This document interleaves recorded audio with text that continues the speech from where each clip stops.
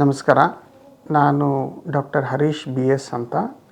I am consultant radiologist in the Shri Shankara cancer hospital Bangalore.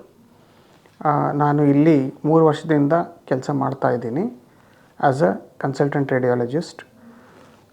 ಇವತ್ತು ನಾನು ಒಂದು ಮುಖ್ಯವಾದ ಟಾಪಿಕ್ ಬಗ್ಗೆ ಮಾತಾಡ್ತೀನಿ. ಅದು ಏನಂದರೆ ಕ್ಯಾನ್ಸರ್ ಕೇರ್ನಲ್ಲಿ, ಕ್ಯಾನ್ಸರ್ ಟ್ರೀಟ್ಮೆಂಟ್ನಲ್ಲಿ ರೇಡಿಯಾಲಜಿ ಪಾತ್ರವೇನು ಅನ್ನೋದು ನಾನು ಇವತ್ತು ಮಾತಾಡ್ಲಿಕ್ಕೆ ಬಯಸ್ತೀನಿ. ಕ್ಯಾನ್ಸರ್ ಅಂದ ತಕ್ಷಣ ಜನರಿಗೆ ಏನಂದರೆ ಮುಂಚೆ ಎಲ್ಲ ಬಹಳ ಭಯ ಅನ್ನೋದು ಇರ್ತಾಯಿತ್ತು. ಏನಕ್ಕಂದರೆ ಅದು ಕ್ಯಾನ್ಸರ್ ಬಂದರೆ ಮೋಸ್ಟ್ಲಿ ಉಳ್ಕೊಳ್ಳಲ್ಲ ಅನ್ನೋದು ಒಂದು ಜನರಲ್ ಭಾವನೆ ಇರ್ತಾಯಿತ್ತು ಜನರಿಗೆ. ಆದರೆ ಆ ಥರ ಇವಾಗ ಹೊಸ ವೈದ್ಯಕೀಯ ತಂತ್ರಜ್ಞಾನದಲ್ಲಿ ಏನೇನು ಡೆವಲಪ್ಮೆಂಟ್ಸ್ ಆಗಿದೆಯೋ ಅದರಿಂದ ಕ್ಯಾನ್ಸರ್ನ ಪೂರ್ತಿಯಾಗಿ ಗುಣಪಡಿಸ್ಬೋದು. ಈ ಕ್ಯಾನ್ಸರ್ನ ಟ್ರೀಟ್ಮೆಂಟು ಮತ್ತು ಅದು ಫಾಲೋ ಅಪ್ಪು ಇದೆಲ್ಲ, ಮತ್ತು ಬೇಗ ಕ್ಯಾನ್ಸರ್ನ ಡಿಟೆಕ್ಷನ್ ಮಾಡೋದು, ಇದರಲ್ಲೆಲ್ಲ ರೇಡಿಯಾಲಜಿದು ಒಂದು ಬಹಳ ಮುಖ್ಯವಾದ ದೊಡ್ಡ ರೋಲ್ ಇದೆ. ಸೊ ಅದರ ಬಗ್ಗೆ ನಾನು ಸ್ವಲ್ಪ ಡೀಟೇಲಾಗಿ ನಿಮಗೆ ತಿಳಿಸ್ತೀನಿ ಇವತ್ತು. ಫಸ್ಟ್ ಆಫ್ ಆಲ್ ರೇಡಿಯಾಲಜಿ ಮತ್ತು ರೇಡಿಯಾಲಜಿಸ್ಟ್ ಅಂದರೆ ಏನು ಅನ್ನೋದು ನಾನು ಸ್ವಲ್ಪ ನಿಮಗೆ ವಿವರವಾಗಿ ಹೇಳುತ್ತೇನೆ.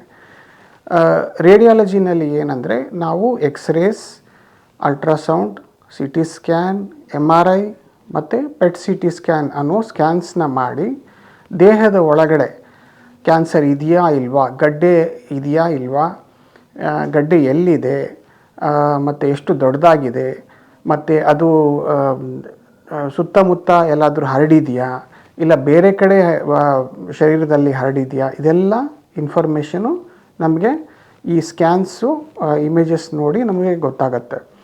ಆ ಇನ್ಫಾರ್ಮೇಷನ್ನ ನಾವು ಮುಂದಕ್ಕೆ ಯಾರು ಶಸ್ತ್ರಚಿಕಿತ್ಸೆ ಮಾಡೋರು, ಯಾರು ಡಾಕ್ಟರ್ಸ್ ಸರ್ಜನ್ಸ್ ಇರ್ತಾರೋ, ಅಥವಾ ಮೆಡಿಕಲ್ ಆಂಕಾಲಜಿಸ್ಟ್ ಅನ್ನೋರು ಈ ಕೀಮೋಥೆರಪಿ ಕೊಡೋ ಡಾಕ್ಟರ್ ಇರ್ತಾರಲ್ಲ ಅವರಿಗೆ, ಅಥವಾ ರೇಡಿಯೋಥೆರಪಿ ಮಾಡೋ ಅಂಥ ಡಾಕ್ಟರ್ಸ್ಗೆ ಈ ಇನ್ಫಾರ್ಮೇಷನ್ ಕೊಟ್ಟಾಗ ಅವರು ನಾವೆಲ್ಲ ಸೇರಿ ಒಂದು ಟೀಮ್ ಥರ ಇದನ್ನು ಕ್ಯಾನ್ಸರ್ನ ಗುಣಪಡಿಸೋಕ್ಕೆ ನಾವು ಪ್ರಯತ್ನ ಪಡ್ತೀವಿ. ಸೊ ಇದು main role of radiology. So ಇದು ರೇಡಿಯಾಲಜಿದು ರೋಲು ನಾನು ಸ್ವಲ್ಪ ವೇರಿಯಸ್ ಸ್ಟೆಪ್ಸ್ನಲ್ಲಿ ಹೇಳ್ತೀನಿ. ಎಲ್ಲೆಲ್ಲಿ ಕ್ಯಾನ್ಸರ್ ಟ್ರೀಟ್ಮೆಂಟ್ನಲ್ಲಿ ಎಲ್ಲೆಲ್ಲಿ ಉಪಯೋಗ ಆಗುತ್ತೆ ರೇಡಿಯಾಲಜಿ, ಅದರದ್ದು ಮಹತ್ವ ಏನು ಅನ್ನೋದು ನಾನು ಒಂದೊಂದಾಗಿ ಸ್ಟೆಪ್ ಆಗಿ ನಿಮಗೆ ತಿಳಿಸ್ತೀನಿ. ಫಸ್ಟು ಏನಂದರೆ ಕ್ಯಾನ್ಸರು ಬರೋಕ್ಕೆ ಮುಂಚೆ, ಅಂದರೆ ಕಾಣಿಸ್ಕೊಳ್ಳೋ ಮುಂಚೆನೇ ಅದನ್ನು ಡಿಟೆಕ್ಷನ್ ಮಾಡೋದು, ಅಂದರೆ ಸ್ಕ್ರೀನಿಂಗ್ ಮಾಡೋದು, ತಪಾಸಣೆ ಟೆಸ್ಟ್ನಲ್ಲಿ ಕ್ಯಾನ್ಸರು ನಿಮಗೆ ಗಡ್ಡೆ ಥರ ಬರೋ ಮುಂಚೆನೇ ಅದನ್ನು ಕಂಡು ಹಿಡಿಯೋದು, ಅದನ್ನು ಸ್ಕ್ರೀನಿಂಗ್ ಅಂತೀವಿ. ಉದಾಹರಣೆಗೋಸ್ಕರ ನೀವು ಇವಾಗ ಮ್ಯಾಮೋಗ್ರಫಿ ಅನ್ನೋದು ಒಂದು ಎಕ್ಸ್ರೇ ಬಗ್ಗೆ ನೀವು ಕೇಳಿರ್ಬೋದು. ಇದರಲ್ಲಿ ಏನಂದರೆ ಸ್ತನ ಕ್ಯಾನ್ಸರದಲ್ಲಿ ಅದನ್ನು ಬೇಗ ಅದನ್ನು ಕಂಡು ಹಿಡಿದು, ಅದು ಗಡ್ಡೆ ಥರ ಕಾಣಿಸ್ಕೊಳ್ಳೋ ಮುಂಚೆನೇ ಅದನ್ನು ಕಂಡು ಹಿಡಿದು ಅದನ್ನು ಟ್ರೀಟ್ಮೆಂಟ್ ಮಾಡುವಂಥದ್ದು ಒಂದು ಎಕ್ಸ್ರೇ ಅದು. ಸೊ ಅದರಲ್ಲಿ ಅದನ್ನು ಮಾಡಿ ಬೇಗ ಡಿಟೆಕ್ಷನ್ ಮಾಡಿ ಗುಣಪಡಿಸ್ಬೋದು.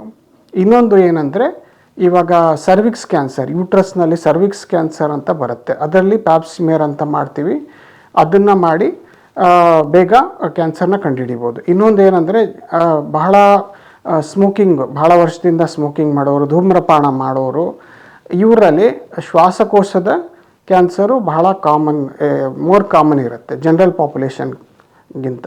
ಅವರಲ್ಲಿ ನಾವೇನು ಮಾಡ್ತೀವಿ, ನಾವು ಲೋ ಡೋಸ್ CT ಸ್ಕ್ಯಾನ್ ಅನ್ನೋದು ಒಂದು ಸ್ಕ್ಯಾನ್ ಮಾಡ್ತೀವಿ.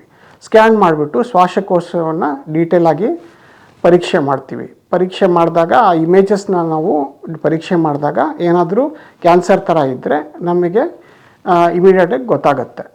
ಸೊ ಅದನ್ನು ನಾವು ಬೇಗ ಕಂಡುಹಿಡಿದು ಗುಣಪಡಿಸ್ಬೋದು. ಈ ಥರ ಬೇಗ ಕ್ಯಾನ್ಸರ್ನ ಡಿಟೆಕ್ಟ್ ಮಾಡೋದು, ಕಂಡುಹಿಡಿಯೋದನ್ನು ಆ ಪ್ರೋಸೆಸ್ನಲ್ಲಿ ರೇಡಿಯಾಲಜಿ ಭಾಳ ಮುಖ್ಯವಾದ ರೋಲ್ ಪ್ಲೇ ಮಾಡುತ್ತೆ. ನೆಕ್ಸ್ಟು ಏನಂದರೆ, ಒಂದು ಸತಿ ಇವಾಗ ಕ್ಯಾನ್ಸರ್ ಸಸ್ಪಿಷನ್ ಇದೆ ಅಂತ ಅಂದ್ಕೊಳ್ಳಿ, ಆವಾಗ ನೆಕ್ಸ್ಟು ನಾವೇನು ಮಾಡಬೇಕು, ಅದನ್ನು ಖಚಿತಪಡಿಸಬೇಕು. ಇದು ಕ್ಯಾನ್ಸರೇ, ಈ ಗಡ್ಡೆ ಕ್ಯಾನ್ಸರೇ ಅನ್ನೋದು ನಾವು ಖಚಿತಪಡಿಸ್ಬಿಟ್ಟು ಅದನ್ನು ಸ್ಟೇಜಿಂಗ್ ಅಂತೀವಿ. ಸ್ಟೇಜಿಂಗ್ ಅಂದರೆ ಏನಂದರೆ, ಗಡ್ಡೆ ಸೈಜ್ ಎಷ್ಟಿದೆ, ಗಡ್ಡೆ ಗಾತ್ರ ಎಷ್ಟಿದೆ, ಅದು ಡೈಮೆನ್ಷನ್ಸ್ ಎಷ್ಟಿದೆ, ಅದು ಎಲ್ಲಿದೆ, ಲೊಕೇಶನ್ ಎಲ್ಲಿದೆ, ಅದ್ರ ಸುತ್ತಮುತ್ತ ಇರೋ ಆರ್ಗನ್ಸು ಇನ್ವಾಲ್ವ್ಮೆಂಟ್ ಇದೆಯಾ, ಇಲ್ಲ ಬೇರೆ ಕಡೆ ಶರೀರದಲ್ಲಿ ಏನಾದರೂ ಹರಡಿದೆಯಾ, ಇದೆಲ್ಲ ನಾವು ಕಂಡುಹಿಡಿಬೇಕು. ಇದನ್ನು ನಾವು ಸ್ಟೇಜಿಂಗ್ ಅಂತ ಹೇಳ್ತೀವಿ. ಸ್ಟೇಜಿಂಗ್ನಲ್ಲಿ ಏನಂದರೆ, ನಾವು ಯೂಶ್ವಲಿ CT ಸ್ಕ್ಯಾನ್ ಅಥವಾ MRI or PET CT scan ಇದನ್ನು ಬಳಸ್ತೀವಿ, ಆರ್ ಅಲ್ಟ್ರಾಸೌಂಡು ಬಳಸ್ತೀವಿ. ಇದರಲ್ಲಿ ಏನಂದರೆ, ಫಸ್ಟು CT ಸ್ಕ್ಯಾನ್ ಮಾಡಬೇಕಂದ್ರೆ ನಾವು ಪೇಷಂಟ್ನ ಎಂಟಿ ಸ್ಟಮಕ್ ಅಂದರೆ ಓವರ್ನೈಟ್ ಫಾಸ್ಟಿಂಗ್ ಕರೆದು ಅವ್ರದ್ದು ಒಂದು ಕಿಡ್ನಿ ರಕ್ತ ಪರೀಕ್ಷೆ ಮಾಡಿ ಕ್ರಿಯಾಟಿನ್ ಅಂತ ಮಾಡಿಬಿಟ್ಟು ಆಮೇಲೆ ಒಂದು ಕಾಂಟ್ರಾಸ್ಟ್ ಕೊಟ್ಟು ಸ್ಕ್ಯಾನ್ ಮಾಡ್ತೀವಿ. ಸ್ಕ್ಯಾನ್ ಮಾಡಿದಾಗ ನಮಗೆ ಈ cancer, first of all cancer ಇದೆಯಾ ಇಲ್ವಾ, ಗಡ್ಡೆ ಇದೆಯಾ, ಗಡ್ಡೆ ಎಲ್ಲಿದೆ, ಅದರದ್ದು ಗಾತ್ರ ಏನು, ಅದು ಸುತ್ತಮುತ್ತ ರಕ್ತನಾಳಗಳಿಗೆ ಹೇಗೆ ಏನಾದರೂ ಹರಡಿದೆಯಾ, ಇಲ್ಲ ಸುತ್ತಮುತ್ತ ಆರ್ಗನ್ಸಿಗೆ ಹರಡಿದೆಯಾ, ಇದೆಲ್ಲ ನಮಗೆ ಗೊತ್ತಾಗತ್ತೆ. ಇದು ಯೂಶ್ವಲಿ ಇದಾದಮೇಲೆ ಅಲ್ಟ್ರಾಸೌಂಡ್ನಲ್ಲಿ ಏನಂದರೆ, ಅಲ್ಟ್ರಾಸೌಂಡು ವಿತೌಟ್ ಎಕ್ಸ್ರೇ ರೇಡಿಯೇಷನ್ನು ನಾವು ಏನು ಮಾಡ್ತೀವಿ, ನಾವು ಹೊಟ್ಟೆನಲ್ಲಿರೋದು ಸಪೋಸ್ ಲಿವರ್ನಲ್ಲಿದೆಯಾ, ಲಿವರ್ನಲ್ಲಿರೋ ಅಥವಾ ಓವರೀಸ್ನಲ್ಲಿರೋದು, ಇಲ್ಲ ಬೇರೆ ಹೊಟ್ಟೆನಲ್ಲಿ ಇರೋ ರೇಡಿಯೇಷನ್ ಇಲ್ದಂಗೆ ನಾವು ಕ್ಯಾನ್ಸರಲ್ಲಿ ಗಡ್ಡೆ ಏನಾದರೂ ಇದೆಯಾ ಅಂತ ನಾವು ಕಂಡುಹಿಡಿಬೋದು. ಇನ್ನೊಂದು MRIನಲ್ಲಿ ಪ್ರಮುಖವಾಗಿ ನಾವು ಮೆದುಳು, ಬ್ರೈನು, ಸ್ಪೈನು, ಮತ್ತು ಇವಾಗ ಥ್ರೋಟು, ಇವಾಗ ನೆಕ್ಕು ಮತ್ತು ಪೆಲ್ವಿಸ್, ಈ ಸ್ಥಾನಗಳಲ್ಲಿ ಕ್ಯಾನ್ಸರ್ ಏನಾದರೂ ಇದ್ದರೆ ಅದನ್ನು ಕಂಡುಹಿಡಿಬೋದು. ಮತ್ತು ಅದರದ್ದು ಸ್ಟೇಜಿಂಗು ನಾವು ಕಂಡುಹಿಡಿಬೋದು, ಎಲ್ಲಿ ಎಷ್ಟು ಸ್ಪ್ರೆಡ್ ಆಗಿದೆ ಏನು ಅಂತ ನಮಗೆ ಗೊತ್ತಾಗುತ್ತೆ ಅದರಲ್ಲಿ. ಇನ್ನೊಂದು ಪರೀಕ್ಷೆ ಏನಂದರೆ, ಮುಖ್ಯವಾದ ಪರೀಕ್ಷೆ, ಅದು PET CT ಸ್ಕ್ಯಾನ್ ಅಂತ ಹೇಳ್ತೀವಿ.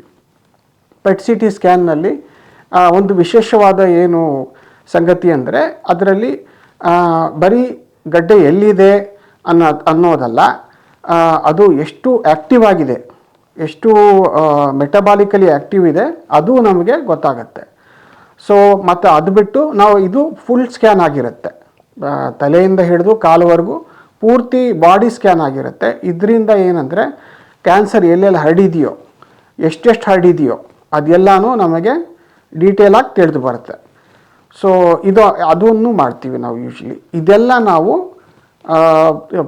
ಪರೀಕ್ಷೆ ಮಾಡಿ ಈ ಇಮೇಜಸ್ನೆಲ್ಲ ನಾವು ರಿಪೋರ್ಟ್ ಮಾಡ್ತೀವಿ. ರಿಪೋರ್ಟ್ ಮಾಡಿದಾದ್ಮೇಲೆ ನಾವು ಈ ನಮ್ಮ ಟೀಮ್ ಏನಿದೆಯೋ, ಇವಾಗ ಸರ್ಜನು, ಶಸ್ತ್ರಚಿಕಿತ್ಸೆಯವರು, ಮೆಡಿಕಲ್ ಆಂಕಾಲಜಿಸ್ಟು, ರೇಡಿಯೋಥೆರಪಿಯವರು, ಇವ್ರ ಜೊತೆ ಎಲ್ಲ ಕೂತ್ಕೊಂಡು ನಾವು ಒಂದು ಡಿಸ್ಕಷನ್ ಮಾಡ್ತೀವಿ. ಹೇಗೆ ನಾವು ಈ ಕ್ಯಾನ್ಸರ್ ಎಲ್ಲಿದೆ, ಎಷ್ಟು ಹರಡಿದೆ,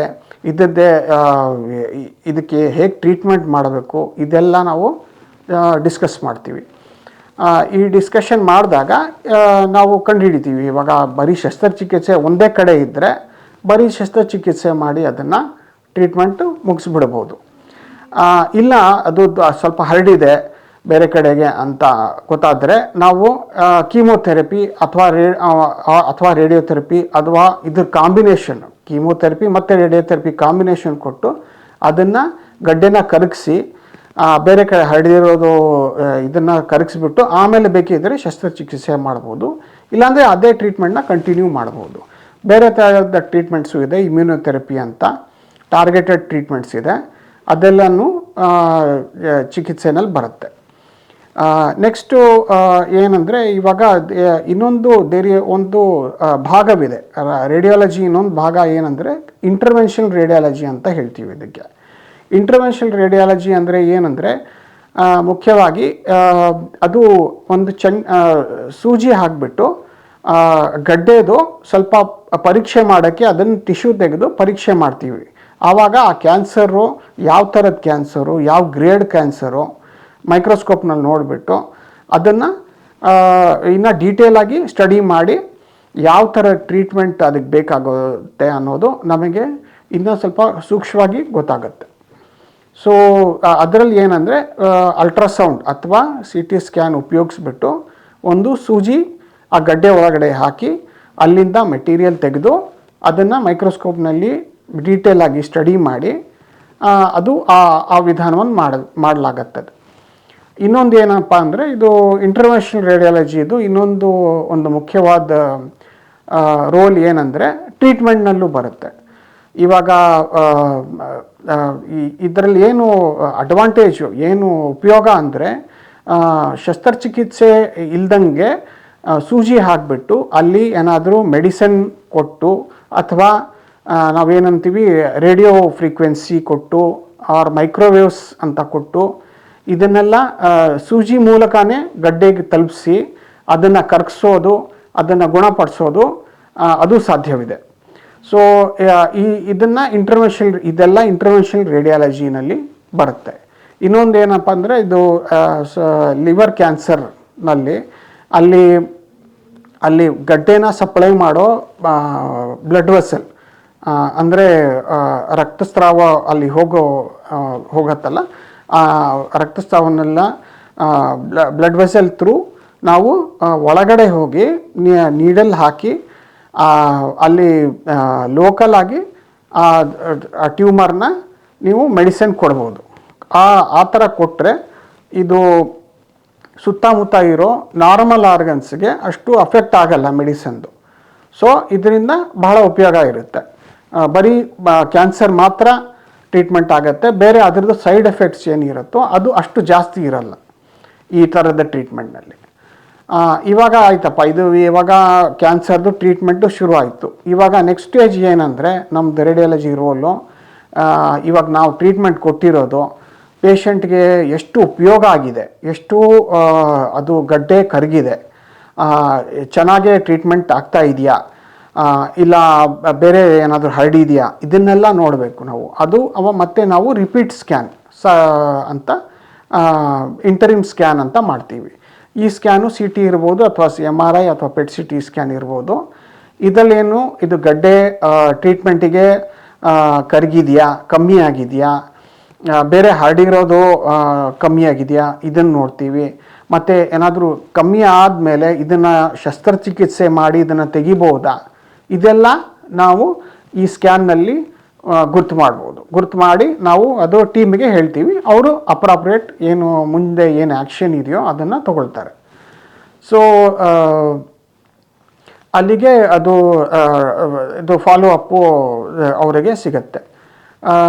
ನೆಕ್ಸ್ಟು ಇವಾಗ ಇನ್ನೊಂದು ಅದ್ರ ಮೇಲೆ ಅವರು ಏನು ಟ್ರೀಟ್ಮೆಂಟ್, ಸಪೋಸ್ ಕೀಮೋಥೆರಪಿ ನಡೀತಾ ಇದ್ದರೆ ಆ ಪೇಷಂಟ್ಗೆ ಸ್ವಲ್ಪ ಅಷ್ಟು ಅಪ್ರಾಪ್ರಿಯೇಟಾಗಿ ನೀವು ಅದು ಗಡ್ಡೆ ಕರಗಿಲ್ಲ ಅಂದ್ಕೊಳ್ಳಿ, ಆವಾಗ ಅವರು ಬೇರೆ ಟ್ರೀಟ್ಮೆಂಟ್ ಚೇಂಜ್ ಮಾಡ್ಬೋದು, ಬೇರೆ ಥರದ ಟ್ರೀಟ್ಮೆಂಟು ಕೊಡ್ಬೋದು ಅದನ್ನು ಗಡ್ಡೆಗೆ ಮತ್ತೆ ಸರಿಯಾಗಿ ಟ್ರೀಟ್ಮೆಂಟ್ ಕೊಡೋದಕ್ಕೆ. ನೆಕ್ಸ್ಟು ಇವಾಗ ಏನಪ್ಪ, ಇವಾಗ ಸಪೋಸ್ ಕ್ಯಾನ್ಸರು ಎಲ್ಲ ಟ್ರೀಟ್ಮೆಂಟ್ ಆಯಿತು, ಗುಣ ಆಯಿತು.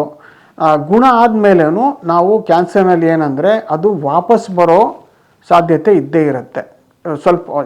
Especially some type of cancers, few ಕ್ಯಾನ್ಸರ್ಸ್ನಲ್ಲಿ ವಾಪಸ್ ಬರೋ ಚಾನ್ಸಸ್ಸು ಜಾಸ್ತಿ ಇರುತ್ತೆ. ಸೊ ಅದಕ್ಕೆ ನಾವು ಸರ್ವೇಲೆನ್ಸ್ ಅಥವಾ ಫಾಲೋ ಅಪ್ ಸ್ಕ್ಯಾನ್ ಮಾಡಬೇಕು. ಅದು ಯೂಶ್ವಲಿ ಕ್ಯಾನ್ಸರ್ ಆದಮೇಲೆ 6 months ಆದಮೇಲೆ ಅಥವಾ 1 ವರ್ಷ ಆದಮೇಲೆ ಅದು ಫಾಲೋ ಅಪ್ ಮಾಡ್ತಾ ಇರಬೇಕು. ರಕ್ತ ಪರೀಕ್ಷೆ ಜೊತೆ ಸ್ಕ್ಯಾನು ಮಾಡಬೇಕು. ಇದರಲ್ಲಿ ಏನು ಗೊತ್ತಾಗತ್ತೆ, ಅದು ಕ್ಯಾನ್ಸರ್ ವಾಪಸ್ ಬಂದಿಲ್ಲ ಅಂತ ಗೊತ್ತಾಗತ್ತೆ. ಇನ್ನೊಂದು ಬಂದಿದ್ದರೂ ಬಹಳ ಬೇಗ ಅದನ್ನು ವಾಪಸ್ ಬಂದರೆ ಬಹಳ ಬೇಗ ಡಿಟೆಕ್ಟ್ ಮಾಡ್ಬೋದು. ಸ್ಕ್ಯಾನ್ ಮಾಡಿದರೆ ಡಿಟೆಕ್ಟ್ ಮಾಡಿಬಿಟ್ಟು ಅದಕ್ಕೆ ಸೂಕ್ಷ್ಮವಾದ ಏನಿದೆಯೋ ಟ್ರೀಟ್ಮೆಂಟ್ ಬೇಕೋ ಅದನ್ನು ನಾವು ಮಾಡಿಬಿಡ್ಬೋದು ಆವಾಗಲೇ ಬೇಗ ಕಂಡುಹಿಡಿದು. ಅದನ್ನು ರಿಕರೆನ್ಸ್ ಅಂತೀವಿ. ರಿಕರೆನ್ಸ್ನ ಬೇಗ ನಾವು ಕಂಡುಹಿಡಿದು ಅದಕ್ಕೆ ಏನು ಟ್ರೀಟ್ಮೆಂಟ್ ಇದೆಯೋ ಅದನ್ನು ನಾವು ಕೊಡ್ಬೋದು. ಅದು ಅಲ್ಲಿ ರೇಡಿಯಾಲಜಿ ರೋಲ್ ಇದೆ. ಸೊ ಇದೆಲ್ಲ ಫಾಲೋ ಅಪ್ ಮತ್ತು ಸರ್ವೇಲೆನ್ಸಲ್ಲಿ ರೋಲು. ಸೊ ಕೊನೆಗೆ ಏನಂದರೆ ಇವಾಗ ಹೊಸ ಟೆಕ್ನಿಕ್ಸ್ ಬರ್ತಾ ಇದೆ. ನೀವು ಆರ್ಟಿಫಿಷಿಯಲ್ ಇಂಟೆಲಿಜೆನ್ಸ್ ಬಗ್ಗೆ ಕೇಳಿರ್ಬೋದು.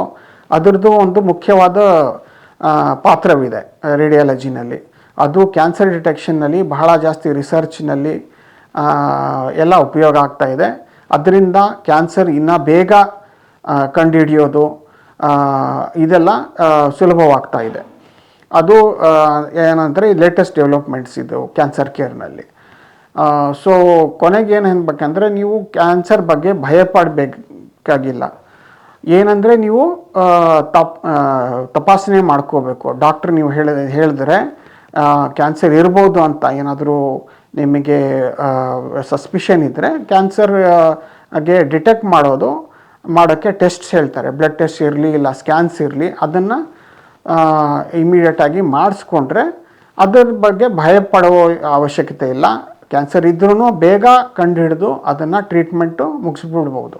ಇವಾಗ ನಿಮಗೆ ಇಷ್ಟೊತ್ತು ನಾನು ಯಾವ ಥರ ಪ್ರೋಸೆಸ್ಸು ರೇಡಿಯಾಲಜಿನಲ್ಲಿ ಯಾವ ಥರ ಏನೇನು ಸ್ಕ್ಯಾನ್ಸ್ ಮಾಡ್ತೀವಿ, ಯಾವ ಥರದ್ದು ಅದು ಮುಂದಕ್ಕೆ ಬೇರೆ ತಜ್ಞರಿಗೆ ತಿಳಿಸ್ತೀವಿ ರಿಪೋರ್ಟು, ಅದ್ರ ಮೇಲೆ ಏನು ಟ್ರೀಟ್ಮೆಂಟ್ ಆಗುತ್ತೆ ಅದೆಲ್ಲ ತಿಳಿಸ್ಕೊಟ್ಟಿದ್ದೀನಿ. ಇವಾಗ ಸ್ವಲ್ಪ ಜನರಿಗೆ ಸ್ವಲ್ಪ ಗೊಂದಲ ಅಥವಾ ಕನ್ಫ್ಯೂಷನ್ ಥರ ಇರುತ್ತೆ. ಏನಪ್ಪ ಅಂದರೆ, ಒಬ್ಬರಿಗೆ ಒಂಥರ ಟ್ರೀಟ್ಮೆಂಟ್ ಆಗ್ತಾಯಿದೆ, ಇನ್ನೊಬ್ಬರಿಗೆ ಇನ್ನೊಂದು ಥರ ಟ್ರೀಟ್ಮೆಂಟ್ ಆಗ್ತಾಯಿದೆ. ಏನಕ್ಕೆ? ಆಮೇಲೆ ರಿಪೋರ್ಟ್ ಬಂದ ತಕ್ಷಣ ಟ್ರೀಟ್ಮೆಂಟು ಸ್ವಲ್ಪ ಚೇಂಜ್ ಆಯ್ತಲ್ಲಪ್ಪ, ಏನಕ್ಕೆ ಅಂತ ಏನೋ ಮನಸ್ಸಿನಲ್ಲಿ ಒಂದು ಡೌಟ್ ಇರುತ್ತೆ.